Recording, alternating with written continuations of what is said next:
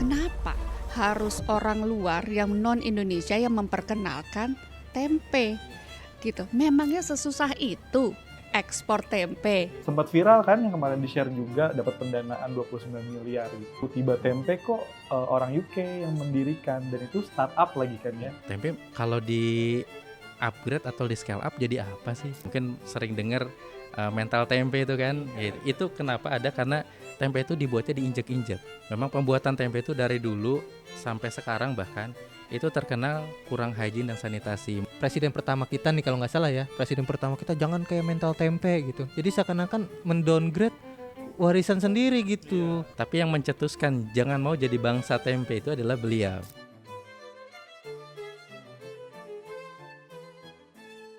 Halo gitu friends semuanya, ketemu lagi nih sama gua Ali Yunoya Dan gua Valid Lazuardi di podcast gitu-gitu aja. Ah. Podcast yang bikin hidup, karir dan usaha lo. Nggak gitu-gitu aja. Oke, mantap banget nih. Pas banget nih di sini kita di Nawasena 6. Ya, Ini kita sebutnya apa ya? Co-working space kah atau office ya? Office sebetulnya. Office building, dan ini punyanya Ibu Tasya Megananda, dan kita ketemu di Abji Rakernas kemarin ya. iya betul. Ibu Ketua Umum. Ketum, Luar dan biasa. akhirnya kita bisa bersinergi nih. Iya. Ya, di tempat yang baru ini ya Bu ya.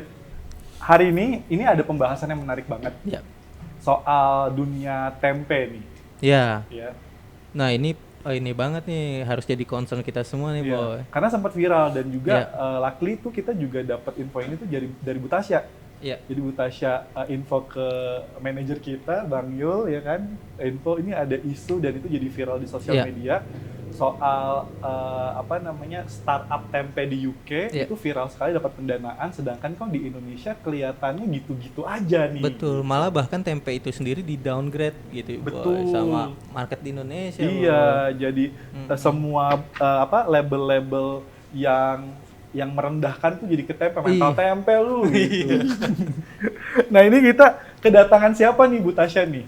Nah, ini kenapa kemarin saya mau mengajak, ayo kita angkat isu ini, karena saya pikir tempe ini nih belum kita kok kesannya nih kayak makanan-makanan untuk yang lagi nggak punya duit gitu loh, atau Iya. gorengan banget sih gitu. Ternyata di negara luar itu ini sebagai superfood Iya. gitu loh. Dan Jadi, mahal ya harganya. Mahal harganya, kan kenapa enggak kalau kita angkat ini, ternyata sehat, ternyata banyak manfaatnya gitu kan, bukan hanya gorengan aja gitu. Jadi saya pikir setelah saya dengar isu ini nih, saya udah paling benar, saya mau ajak Mas Bella nih, the owner of Mantap. Rumah Tempe. Tempe Mantap. gitu. Mas Bella Putra Perdana. Perdana. Selamat datang, Mas. Selamat kasih. datang di podcast Iya. gitu-gitu aja. Jadi namanya keren banget loh, seperti kayak bela negara. Oh, Gitu. ternyata kita tetanggaan, Bu. Tetanggaan. Di Bogor gitu. Oh, Masih gitu. satu komplek ya. Betul. Beda sektor aja. Oh. Jadi jangan-jangan aku beli tempenya juga di Rumah Tempe Indonesia. Bisa jadi. Bisa jadi.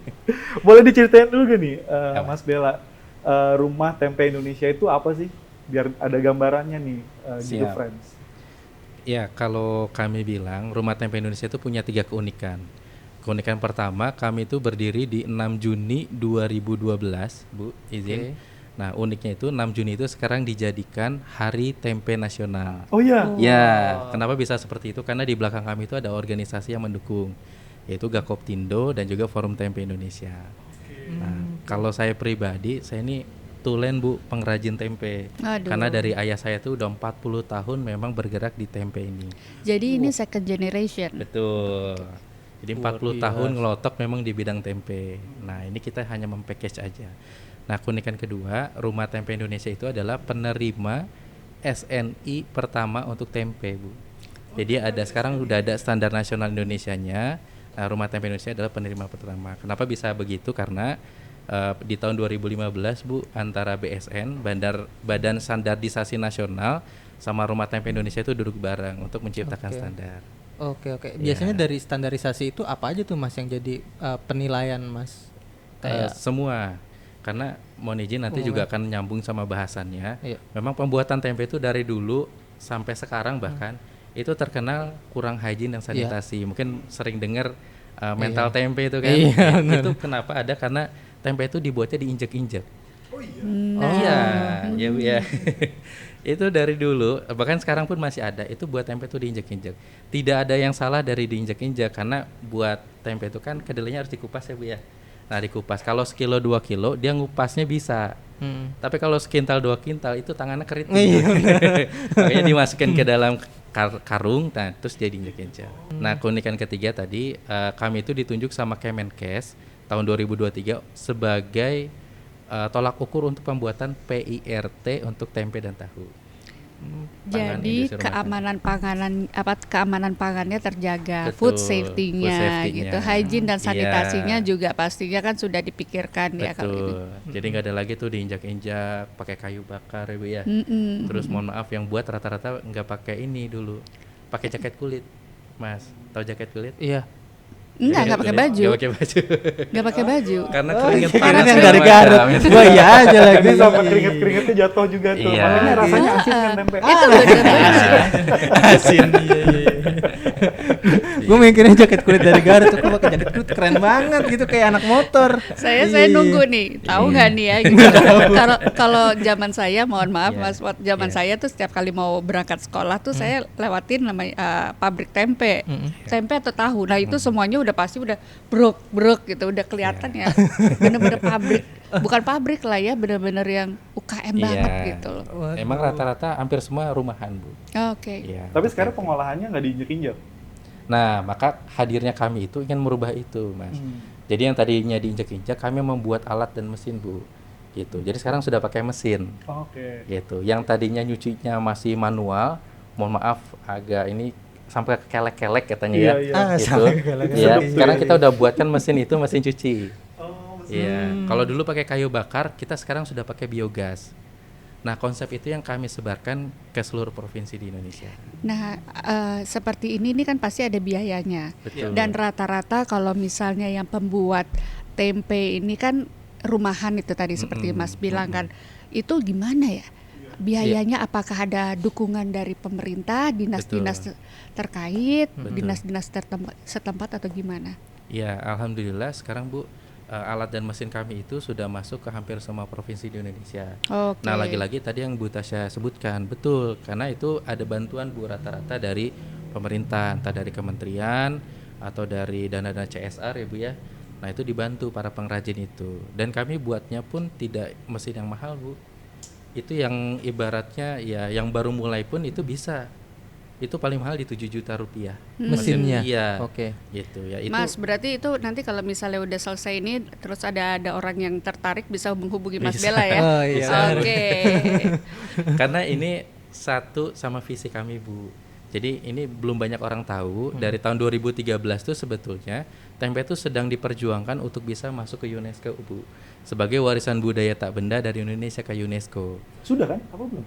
Belum, dari Oh, 2013 itu sudah diajukan, hanya dari 2013 sampai 2024. Nah, di tahun 2024 itu baru yang diundang itu hanya tempe. Jadi ada kemungkinan besar tahun ini tuh gilirannya tempe Bu. Wah, Jadi ini pas Bu Keren. Tasya Pas ngundang banget kan? Mantap, pas Gitu, banget. karena memang ini udah tahunnya tempe. Siap. Mas, aku mau sedikit lebih elaborasi tentang Siap. yang tadi warisan tak benda UNESCO Mm-mm. yang daftarkan Mm-mm. untuk tempe itu sendiri. Sebenarnya sejarahnya tempe itu kayak gimana sih Mas? Siap. Sampai bisa dijadiin warisan tak benda di UNESCO, bisa didaftarkan gitu. Siap. Itu nyambung sama kita, Mas. Jadi Iya. kita kenapa namanya Rumah Tempe Indonesia bukan Rumah Tahu Indonesia gitu ya. Hmm. Karena tempe itu asli dari Indonesia. Kalau Oke. tahu bukan. Itu sudah ada tertulis jelas. Jadi kalau dulu Bu, itu ada namanya serat centini Bu. Kayak saya nih datang ke sini ke tempatnya Bu Tasya, itu tuh dicatat. Bella pakai baju batik gitu ya. Terus pakai jam tangan segala macam. Nah, itu di tahun 1875 itu sudah ada di serat centini tertulis namanya. Oke. Kata itu tuh sudah ada Bu. Jadi kuat betul bahwa tempe itu memang asli dari Indonesia. Bukan Tidak bawaan bisa dari- diklaim nama negara lain, nggak ada. Oke. Itu ada di Asli. serat centini. Hmm. Nah, kalau ceritanya seperti apa? Sebenarnya tempe itu dari cerita-cerita yang ada ya. Tempe itu hadir dari ketidaksengajaan. Oke. Jadi ada suatu ketika orang mau perjalanan Bu jauh gitu ya, 1 hari ke kemana. Nah dia tuh buat kedelai rebus. Mm-mm. Itu terus dia masukkan itu atau dilipat gitu ya di daun waru, Bu. Nah, ketika dia mau buka itu daun warunya, kedelai yang tadinya direbus itu berubah ada jamurnya. Loh, kok sudah berjamur? Pas dia rasakan ternyata enak. Nah, disitulah muncul tempe. Jadi tempe adalah si kedelai Fermentasi yang ya, fermentasi dari daun waru itu. Nah, balik lagi ke yang tadi kita singgung-singgung nih, mental tempe nih. Kan tadi kayak diinjak-injak gitu. Nah, kalau yang saya tahu Mas itu, ini mental tempe itu lahir tuh dari awal-awal kita kemerdekaan, itu benar nggak sih Mas?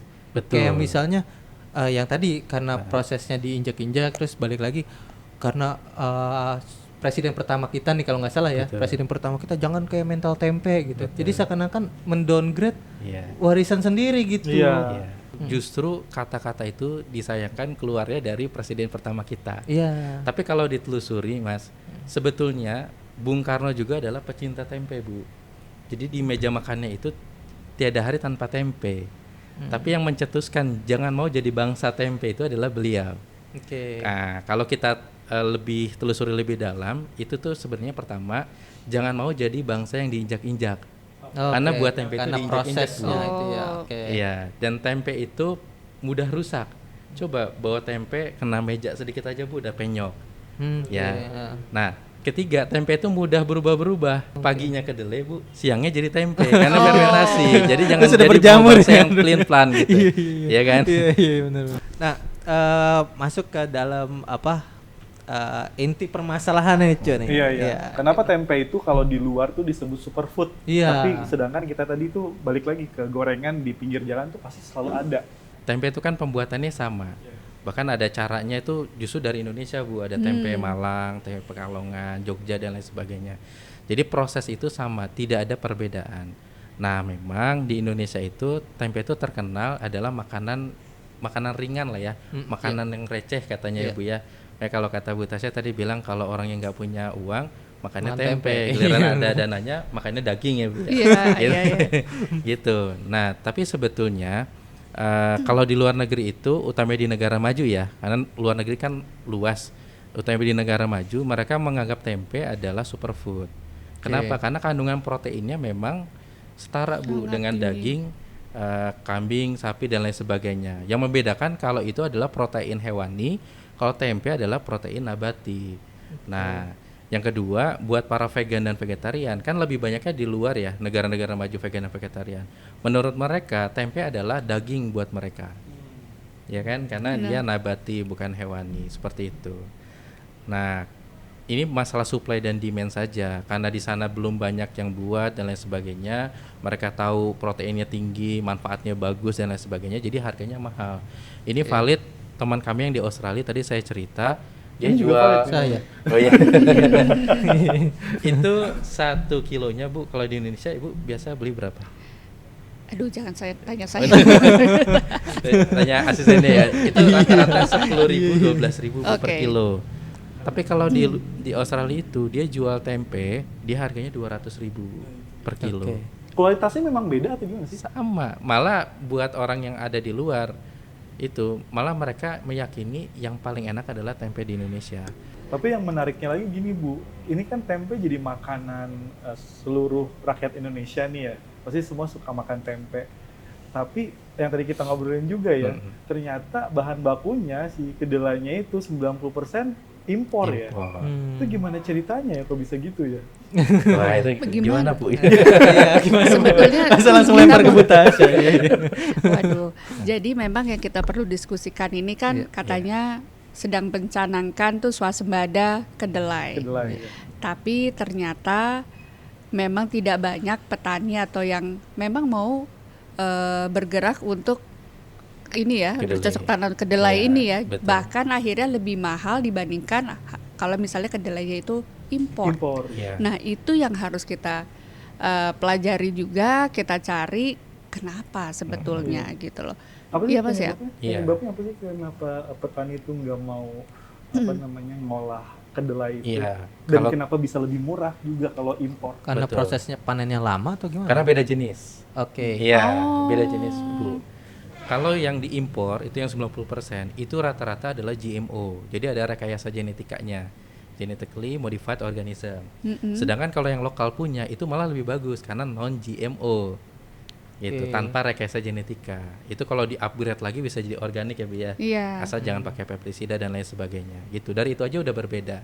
Nah, kenapa tapi orang-orang masih, ya itu dia, karena kita lebih mudah untuk import kah, atau memang lebih mahal kah, atau lahannya sudah memang agak berkurang? Iya. Tapi yang saya tahu, Mas, bahwa sekarang the next generation ini rata-rata petani itu, anak-anak yang sekarang ini tidak mau jadi petani. Iya, betul. Bahkan kelapa aja sudah kekurangan kita. Jadi ini nih yang mungkin salah satu isunya adalah tidak ada yang memang penerus petani ini, mungkin dari kakeknya, bapaknya. Sekarang mereka merasa jadi petani itu adalah ya lagi-lagi untuk yang tidak berpendidikan Betul, lah, iya. gitu loh. Nah itu juga sih mungkin ya, Mas ya. Iya, betul, Bu. Jadi kalau kita coba lihat dari berbagai sisi ya. Kalau dari segi petani, Bu, kami juga sering dengar. Jadi menurut mereka menanam kedelai itu tidak lebih untung dari menanam jagung atau padi. Oke. Ya, ibarat kalau untung ngapain disuruh-suruh kan? Makanya, Ya iya. mereka Maksudnya pasti kan melakukan. Itu pertama. Nah, yang kedua tadi sebetulnya ada perbedaan jenis. Kalau yang petani lokal itu panen itu adalah kedelai non GMO, Bu. Sedangkan kalau yang luar itu adalah GMO. GMO dan non GMO aja sudah beda. Harganya itu bisa beda Rp5.000, Bu. Kalau kita ini kan. Nah, sedangkan kita kalau dari segi kami pengguna ya, para pengrajin, tentu kami akan memilih kedelai yang affordable. Iya. Ya, yang murah gitu. Iya. Ya kan? GMO dan non GMO udah pasti murahan GMO. Makanya rata-rata di Indonesia ya GMO. Tapi bukan berarti Indonesia itu nggak pernah swasembada, karena pernah. Udah disebutkan kan, pernah juga. Dan memang di program pemerintah setahu saya itu sudah ada ya, Bu ya. Pajale ya, Iya. padi jagung kedelai itu untuk program itu. Nah, kalau itu selanjutnya silahkan tanya. Gitu. Cuman kalau dari segi Gimana tuh, Bu? kami itu memang Iya, butuhnya Bu, tanyanya kemana tuh, Bu? Enggak lah, kalau kayak gini kita sekarang membahas kalau misal kebijakan itu bukan bagian kita nih. Udah kita santai-santai aja. Gimana kita bisa mengangkat kredibilitas tempe Iya, ini iya, yang betul. katanya cuman makanan gorengan menjadi yang superfood di Indonesia. Betul. Gitu. Tapi sebenarnya aku mau tanya lagi nih, biar clear ya. Maksudnya petani di Indonesia nggak mau mengolah kedelai yang GMO itu karena apa? justru kalau lebih detail lagi, justru sebelumnya itu udah ada peraturan di Indonesia itu nggak boleh nanam GMO, Bu. Oh. Itu saya tahu karena saya sering ikut rapat juga di itu Kementan sama ayah saya kan. Nah itu awalnya malah nggak ada peraturan itu, tapi sekarang sudah dicabut. Jadi ada kemungkinan kalau petani lokal nanam GMO pun bisa. Mas, gimana caranya karena ini sudah isunya sudah naik gitu ya, dan seperti yang tadi saya sampaikan juga kita ngobrol-ngobrol, kenapa harus orang luar yang non Indonesia yang memperkenalkan tempe? Iya. Gitu. Memangnya sesusah itu ekspor tempe? Iya. Boleh nggak kita denger Dan nih brandingnya kenapa sih gitu? Dan brandingnya keren banget gitu ya, Bu ya? Nah, Iya. Kalau bahasa saya mudahnya gini, dibandingkan saya pengrajin tempe, Bu, nawarin sama siapa ya, kalau Ibu mungkin ketua HIPMI ya. Ketua Abji saya. Bukan, Ibu kan ketua Abji.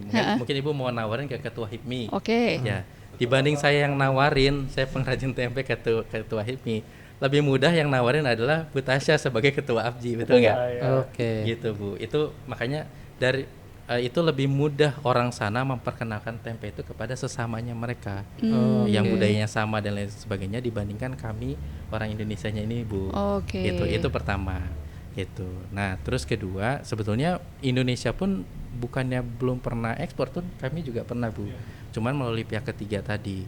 Gitu. Lagi-lagi itu perihal pengenalan. Kalau orang Indonesianya banyak di negara tersebut, lebih mudah dibandingkan kalau misalkan di sana nggak ada orang Indonesianya. Gitu. Tapi untuk ekspor tuh sebetulnya sekarang tuh mudah atau enggak sih untuk makanan? Oke. Nah, perihal mudah atau tidak itu tergantung. ini kan kami membawa pembaharuan, Bu. Ya. Ya, karena kami juga rata-rata anak-anak muda tadi ngomongin Gen Z, rata-rata di kami juga Gen Z, Bu. Oke. Gitu. Nah, mudah atau tidaknya tergantung. Kalau yang memasarkannya saat ini adalah benar-benar pengrajin tulen, Bu, mohon maaf yang orang tua, ya yang memang dia sudah puluhan tahun di bidang itu susah, Bu. Karena untuk ekspor itu minimal kita sudah punya sertifikasi. Benar. Ya kan, BPOM, Dan productionnya juga ASAP, udah betul. siap berapa Hygiene gitu ya. sanitasinya, Ya. kemudian ya kapasitasnya dan lain sebagainya. Buat mereka susah. Iya. Boro-boro, Bu. Iya. Minimal bahasa aja susah. Iya. Iya kan? Iya. Benar nggak? Iya. Iya. Nah, makanya kami membawa pembaharuan. Kami pun tidak bilang itu mudah, Bu. Ya, karena ada challenge-nya tersendiri gitu. Tapi mungkin kalau kami itu siap gitu untuk melakukan ekspor tersebut. Tapi dibilang mudah atau tidak tergantung. Tapi ekspornya dalam bentuk bahan baku atau tempenya aja, atau memang udah di branding dengan nama Rumah Tempe Indonesia? Oke, bukan brandingnya ya, tapi kalau di ekspor tuh bagaimana? Kan tempe itu umur simpannya pendek ya. Iya. Kalau di pasar itu paling 3-4 hari. Kalau kami bisa 12 hari karena prosesnya tadi. Nah, tapi pengiriman aja misalkan kayak ke Korea Selatan itu kan butuh waktunya 3 minggu. Oh iya. Nah, di jalan dia udah busuk Iya. duluan gitu. Nah, Oke. yang kami lakukan adalah dibekukan. Nah, ini sudah banyak juga dilakukan juga sama teman-teman. Itu bisa dibekukan dulu. Nah, itu bisa 1 tahun atau 1,5 tahun. Nah, bahkan kami sekarang udah punya teknologinya, bisa tanpa dibekukan di suhu ruang dia bisa bertahan 1,5 tahun. Oh. Iya, gitu. Nah, kalau brandnya itu bisa macam-macam, Bu. Karena kami di sini tuh lebih fokus sebetulnya adalah di produksi. Jadi banyak yang maklon juga di tempat kami. Pun yang dikirim keluar itu bisa jadi adalah brandnya mereka. Bahkan ini kan tempe itu bisa masuk mana-mana. Kemarin itu saya lihat waktu di luar negeri, kebetulan ada food festival ya di CBD di Perth gitu. Terus habis itu ada satu booth yang memang tulisannya tempe gitu. Itu yang ngantri panjang sekali sampai saya intip jualan apa sih dia tuh. Jadi ada salad pakai tempe-tempe di atas gitu, di grill ya dia ya tempenya ya. Lalu ada apa tuh ya namanya ya pakai ya pokoknya tempe dibakar, terus habis itu ada yang dijadiin salad, ada yang dijadiin kayak Mexican gitu. Ternyata tempe itu cocok di segala macam menu. Iya. Jadi Setuju. menarik sekali loh ini tempe nih gitu. Karena teksturnya juga bisa kayak daging kan tadi. Benar. Bisa jadi kayak Bisa gitu. macam-macam olahannya, bisa macam-macam. Kalau di Indonesia ada gak sih, Bu? Atau Pak, festival buat khusus tempe gitu? Kan udah ada tuh Hari Tempe Nasional. Tapi kalau festivalnya sendiri, saya sih belum tahu ya. Ada gak sih, Pak? Bu? Kalau kami sudah termasuk bulan Juni kemarin, Bu, kami mengadakan festival tempe itu di Karanganyar. Jadi kami ada di beberapa tempat kan sekarang, salah satunya di Karanganyar. Itu uniknya, Bu, tempat produksi kami dulunya adalah rumah mantan dalang fenomenal di Indonesia, almarhum Dalang Ki Mantep Sudarsono. Oh. Kalau Itu ada tahu berapa ya. banyak tuh Mantep. olahan tempenya saat itu? Semuanya ya lebih dari 20 lah. Itu karena yang masak itu warga sekitar, Bu. Kayaknya menarik ya kalau kita bikin berbagai macam varian tempe. Iya. Betul. Berbagai macam Iya. menu varian tempe. Betul. Iya. Dijadikan muri kayaknya lucu juga tuh. Iya, Nah, juga. Jangan murah, Bu. Oh, jangan ya? Guinness World Record malah. Ayo, Waduh. kayak kemarin Abji kan yang sambal Iya, kan bener. gitu. Karena tempe dari berbagai macam daerah beda-beda juga rasanya. Beda-beda. Gitu. Ada ciri khasnya sendiri. Apa sih? Heeh. Ini apa kalau buat tempe itu kan kalau kita nyebutnya ada 12 tahapan. Iya. Tapi di beberapa daerah lain itu bisa jadi cuma 8. 12 tahapan. apa? Sir? 12 tahapan. 12 Pembuatan tahapan. mulai kayak misalkan dari sortir, Oke. kemudian nyuci, ngerebus dan lain Oke. sebagainya. Nah, itu terkenal ada tempe Pekalongan, tempe Malang, Jogja, Bandung segala macam. Kita masuk ke ini nih, Bu, tiba tempe. Siap. Kalau saya buat orang yang awam ya, saya ini adalah hal baru. Tiba tempe kok orang UK yang mendirikan, dan itu startup lagi kan ya. Berarti kan berbasis teknologi ya. Ya. Saya nggak tahu tuh gimana cara dia pengolahannya ataukah mungkin memang proses penjualannya menggunakan sistem atau gimana. Tapi namanya kan Tiba Tempe, itu kan nama Indonesia sekali gitu. Iya. Terus sempat viral kan yang kemarin di-share juga, dapat pendanaan 29 miliar gitu.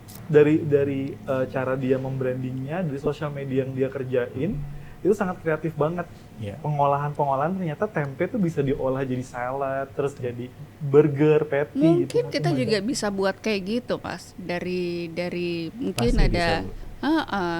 Jadi Ya. dibuat lebih menarik, Lebih tidak fun hanya juga. makanan-makanan yang Tradisional. ya maksudnya yang hari-harian, tapi kita olah supaya lebih sehat. Iya. Iya. Bahkan juga apalagi sekarang dengan program pemerintah makan bergizi gratis ini cocok banget, Mas.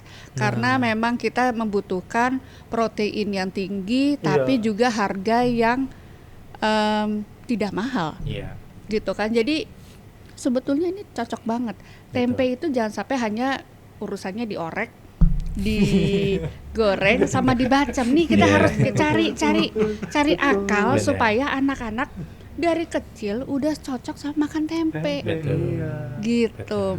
Balik lagi tadi ke Tiba Tempe. Nah, menurut pendapatnya Pak Bella tuh gimana tuh? Menurut saya juga coba baca-baca juga ya Bu ya. Jadi memang kehadiran mereka juga ke Indonesia awalnya. Oh. Makanya namanya kan Tiba. Saya sih membaca sampai situ ya. Tiba itu kan hadir ya, datang gitu. Nah, ternyata ketika beliau bawa ke UK itu menjadi sesuatu. Nah, kalau menurut kami itu berkah. Berkah Bu. Karena beberapa kali kami pun mendapatkan tanggapan itu kurang baik, dalam artian tempe kalau di upgrade atau di scale up jadi apa sih? Iya. Bener kan? Giliran ada contohnya baru. Baru Orang-orang heboh pada dia, sekarang. oh ternyata Heeh. bisa seperti ini. Jadi itu buat kami sih berkah Bu. Memang kalau kami sudah melihat itu dari lama, dari 2012. Yang menurut orang tempe ini kan makanan atau sesuatu yang rendah gitu ya. Nah itu ternyata bisa dibawa. Maka menurut kami itu berkah. Nah perihal di bumbu-bumbu sebenarnya kami juga sudah buat. Sekarang pun udah dijual Bu di supermarket. Tapi kalau keluar itu memang belum. Lagi-lagi kalau yang memperkenalkan orang Indonesianya belum tentu itu bisa diterima sama orang luar. Tapi kalau orang UK-nya sendiri yang memperkenalkan biasanya dia lebih ini. Maka sebetulnya PR-nya adalah mencari ibaratnya mitra-mitra kita di luar. Kan bisa jadi seperti orang kita yang memang belajar di luar, Iya, ya kan? iya. Memperkenalkan tempe itu dan lain sebagainya. Itu intinya adalah memperkenalkan itu salah satu challenge-nya juga buat kami. Iya, mungkin kerja sama diaspora kali ya. Benar. Tapi saya tuh penasaran gini ya Bu ya, sama Pak Bella juga, kayak kenapa ya kebanyakan dari kita ekspor gitu ya. Kita kan punya banyak brand, kayak contohnya ini tempe kita. Kenapa ya kalau kita ekspor itu susah sekali ya untuk pakai nama brand kita gitu. Kebanyakan ya white label kan Betul. istilahnya gitu, pakai namanya mereka gitu. Kita bikin produksi aja gitu. Emang nggak sulit ya untuk kita mengirimkan brand kita sendiri untuk ekspor gitu dan Mungkin nyampe mengenai ke nama kan nama-nama kita tuh kan yang ya itu ya. Even nama yang biasa aja, Bella aja, mereka mungkin untuk orang yang di luar Jakarta, di luar Indonesia aja pasti menyebutnya namanya beda gitu loh. Betul. Mungkin harus yang benar-benar yang dekat dengan dan yang mudah mereka ucapkan kali ya. Mungkin kalau branding mungkin itu ya. Itu sih kalau saya rasa. Tapi sebenarnya mungkin kan possible untuk kita kirim brand kita sendiri ya, bukan produknya aja ya, tapi udah dilabelin sama brand. Sehingga yang disebutnya go global, ya memang brand kita go global gitu. Kayak tempe kita bisa ditemuin di UK misalnya gitu. Betul. Sebetulnya bisa ya Mas ya. Bisa, sangat bisa gitu. Cuman lagi-lagi kalau menurut kami dan banyak di antara kami Bu, sebetulnya mau white label, mau brand kayak kita ya sama aja. Yang penting kan ada Produksi ya, kalau produksi, betul. Tapi Mas kan sudah berpikirnya jauh tuh. Itu sangat bisa. Ibaratnya kan di branding dan branding itu kan butuh dana Bu, ya kan, butuh sosok juga dan lain sebagainya. Makanya ada namanya brand ambassador dan lain sebagainya. Nah cuma memang kalau setahu saya di beberapa negara itu apabila dia memakai brand atau nama atau kalimat dengan bahasanya mereka atau diproduksi, sebenarnya bukan diproduksi tapi dia mengimpor dan dia rebranding lagi dengan namanya atau brand atau perusahaannya dari mereka, itu jauh lebih bisa diterima. nama yang lebih familiar lah Iya, ya buat mereka ya. Contoh di Korea Selatan itu kalau made in-nya Korea Selatan itu lebih laku dibandingkan dia made in-nya Indonesia Bu. Oh, concern Iya banget gitu betul, ya. itu ada sampai segitunya. Maka kami ngirim ke sana biasanya kayak chips itu adalah bulky nanti dia ibaratnya Repacking lagi ya, repacking repackaging lagi. Jadi itu PR yang panjang, tapi saya ngerti maksudnya. Bisa nggak gitu, biar brand kita aja yang keluar gitu. Bisa, tapi kita harus bersatu gitu. Seperti yang saya bilang, collaboration is better than competition. Iya, itu nancep banget tuh Bu. Kalau sampai tidur Bu. Luar biasa. Nah, ini tugas kita untuk memperkenalkan lagi. Jadi kita sebetulnya berterima kasih kepada Tiba Tempe juga yang memperkenalkan ya. Tempe itu memang dari Indonesia. Bahkan dia menamakan Tiba itu Tiba. kan berarti kan sebetulnya ya dari Indonesia gitu. Iya. Nah, tugas kita sebagai yang benar-benar merasa tempe itu ya kita milik yang punya kita, ya kita memang harus mengangkat tempe ini ya supaya memang dikenal sebagai makanan yang bergizi, makanan yang benar-benar superfood Indonesia dan juga yang berkualitas. Betul. Gitu. Dan pendekatannya juga harus kreatif. Karena Iya. tempe itu kreatif. Nah, anak-anak Gen Z nih harus bergerak I think nih. kita juga harus Iya. digerakin nih, Iya. geng Z ini nih, bukan hanya makanan rumahan yang dibikin sama orang tuanya, Iya. tapi kita bisa olah ya seperti tadi itu, bisa jadi Mexican lah, bisa jadi Japanese lah, bisa jadi Korean lah gitu loh. Jadi semuanya sebetulnya bisa. Kalau saya sih lebih lucu aja sih kok ada orang UK yang memperkenalkan, ya satu sisi bersyukur ya, cuma Indonesia banyak banget anak-anak Ayo, mudanya yang ayo, kreatif ayo. banget gitu, kenapa nggak melirik itu gitu. Ya mungkin aja dari tontonan ini juga akhirnya ada yang Ada tergerak. tergerak juga. Minimal dari kita dulu nih bergerak nih, kolaborasi nih. Ya, bergerak makan tempe dulu. Iya, kita beli gorengan dulu. Pertama kita keripik dulu Iya, nih. keripik dulu nih. Enak Keripik banget ini ini. salah satu produknya juga. Iya, ini Iya. produk dari rumah produksi. Oh, ini tempe. ada rasa fried chicken. Betul. Ada macam-macam. Oh, Kita ini ada cobain dulu kali ya. bukan Aduh. garlic. Ini juga udah ekspor. Sudah. Memang banyaknya pakai produknya orang, maksudnya brandnya brand orang. Kita banyak juga buatin buat perusahaan. Kalau misalnya nih sekarang nih yang siapapun lah Gen Z atau pengusaha yang ingin terjun masuk di bisnis tempe ini mudah nggak sih? Nah, iya tuh. Kalau sekarang cenderungnya lebih mudah, Bu.